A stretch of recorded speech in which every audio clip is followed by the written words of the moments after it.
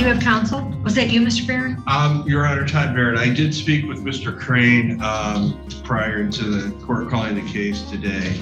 I think that at this time, Mr. Crane's probably best served proceeding is on his own. There are some constitutional arguments that he's raising.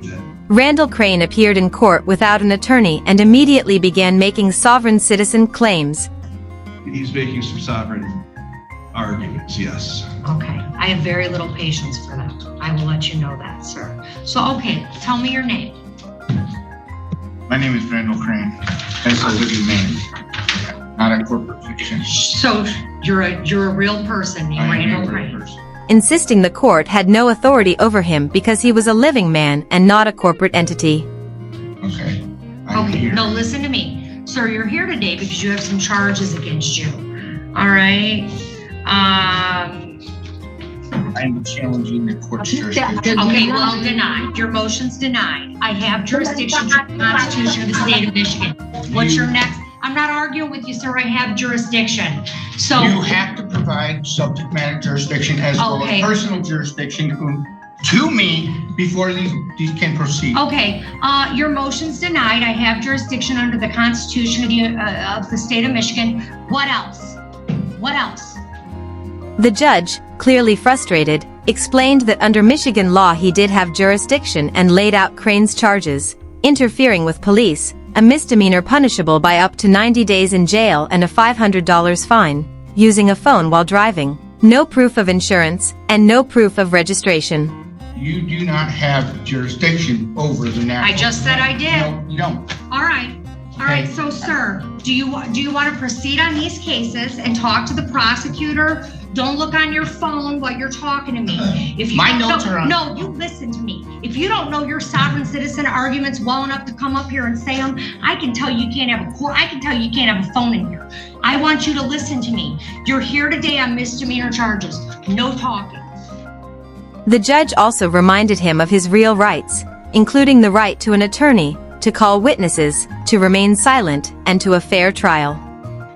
You're brought into court. You've already been arraigned. You have a charge of interfering with police officers in while they're doing official business. That's a misdemeanor punishable by up to 90 days in jail and a fine of up to $500. You also have a civil infraction for operating using a mobile electronic device, first offense while operating a motor vehicle, a charge of no proof of insurance. Those are both civil infractions. Civil infraction for no proof of or no registration in a motor vehicle. So those are the charges against you, sir. Crane kept challenging the court's authority and refused to choose how he wanted to proceed, so the judge gave him 4 options: hire his own lawyer, request a court-appointed lawyer, work directly with the prosecutor, or go to a jury trial. I'm going to tell you the rights that are actually real rights that you have in this court. You have a right to an attorney appointed at public expense if you are indigent without money to hire an attorney, and if the offense charge requires a minimum jail sentence or the court determines that it might sentence you to jail. The appointing authority will decide if you are indigent and appoint counsel if you are eligible. You may have to repay the expense for an appointed attorney. You may contest your ability to pay the ordered fees if the court attempts to collect any cost for an attorney, and the court must determine your ability to pay at that time. If you have a trial, you have the following rights. You have a right to, this is how trials work. When Crane continued to resist, the judge set the case for a jury trial on November 14, 2025, strongly advising him to get an attorney and warning that no sovereign citizen arguments would be accepted in court. You have a right to call witnesses to speak for you at trial, and you can get an order signed by the court to require witnesses to come to court. You have a right to see, hear, and question all witnesses against you at trial. You have a right to be a witness for yourself or to remain silent. If you chose not to be a witness on your own behalf, the prosecutor could not comment on your refusal to testify.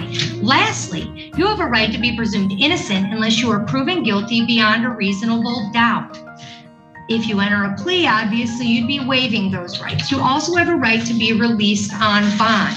Now, it looks like you previously stood mute on these charges, so you're here today for a pre-trial.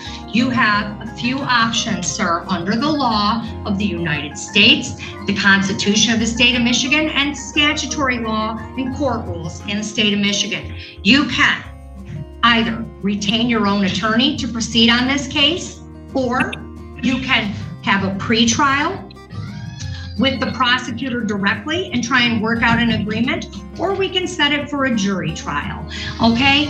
Those are your options. You can get an attorney, use a court appointed attorney, but you understand that attorneys have an obligation to follow the law and not make frivolous arguments, which is what you want to make today. And if an attorney makes those arguments on your behalf, I could sanction them. So no attorney on this green earth is going to come in and make the frivolous arguments you're making on your behalf.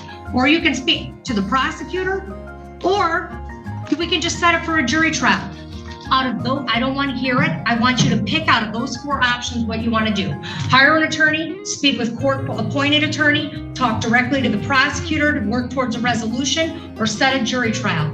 Pick. Let me ask you a question. No, I asked you a question, and I'm telling you to answer it. And I have the right to understand my rights and understanding. Sir, here, can you hand him this form? These are your constitutional rights I just read to you. Why don't you have a seat? You have a seat, read your rights, and I'll call your case back up. I am asking for you. Have a seat right now and read your rights. Office. Have a seat. Have a seat right now and read your rights, sir. If you don't understand them, read them. I move for this court to dismiss. Have a seat. Okay, next case. This is 2514260T, the People versus Diana Buchanan. Good morning, Your Honor. James Kazicki on behalf of Ms. Buchanan. Mr. Crane, did you have a chance to go over your constitutional rights that I provided to you? Yes, I understand my constitutional rights. Okay, thank you, sir. So at this time, I gave you 4 options. Would you like to retain your own attorney? Would you like to speak with House counsel and have an appointed attorney? Would you like to meet directly with the prosecutor? Or would you like to set the matter for jury trial? I'm going to be requesting for an order of change of venue. Denied. Anything else? There's no basis for that, sir. So I'm asking you, we'll just set it for a jury trial, okay? I have to understand everything in regards to my case. Sir, I gave you your constitutional rights so that you could review them. I also gave you the attorney, a court-appointed attorney to go over those rights with. So I gave you an opportunity to understand your rights. I'm not going to entertain your sovereign citizen arguments because they're unfounded and they're not legal. There's no legal basis for them. So I'm not doing it. So now I'm asking you, out of the 4 choices I gave you, which one would you like to do? I am required to understand everything in regards to my case, including subject jurisdiction matters. All right, well, you could do your research. I'm setting this for a jury trial. We'll see you back for your jury trial on November 14th of 2025 at 9:00 a.m. I really recommend you retain an attorney prior to that date, sir, because I know I'm going to tell you what you're not going to do: waste the citizens of Taylor's time with your nonsensical arguments. You're going to come in, you're going to try your case. Again, if you want to talk to House counsel, you could do so. I'm not wasting the city of Taylor's time. Okay, good. We'll see you on your trial date. Have a good day.